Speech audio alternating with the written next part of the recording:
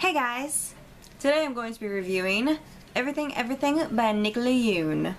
This is going to be a spoiler-free review because I feel like if I actually did a book talk for this book, I would end up spending half the time ranting.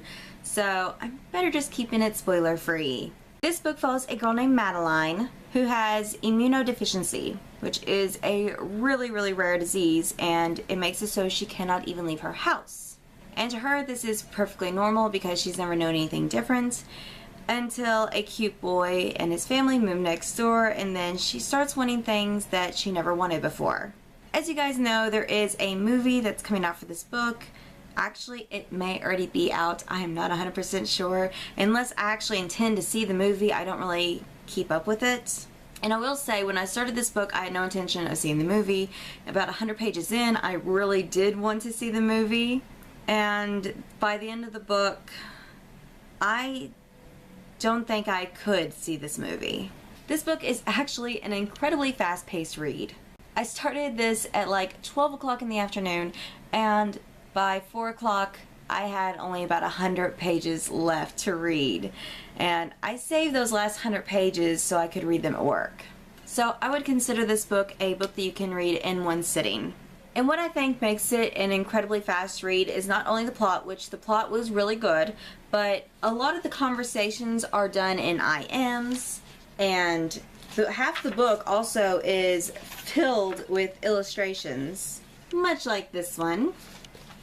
And then Madeline also has little spoiler review entries and dictionary entries and stuff like that that just keeps you entertained between chapters. And the majority of the chapters are only like 2 or 3 pages long. And one of my favorite things about this book is the fact that Madeline is biracial, which isn't something that you see very often in YA fiction. I really liked Ollie and Maddie's relationship.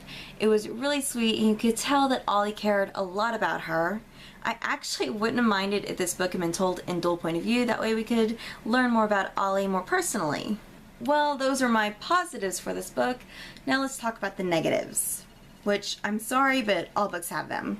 I think I only had one major problem with this book, and that was the way Maddie was reacting not only to her own illness, but to the illness of others around her. I just felt like no one was getting the help that they actually needed, and the way Maddie was acting towards the end of the book just was making things worse.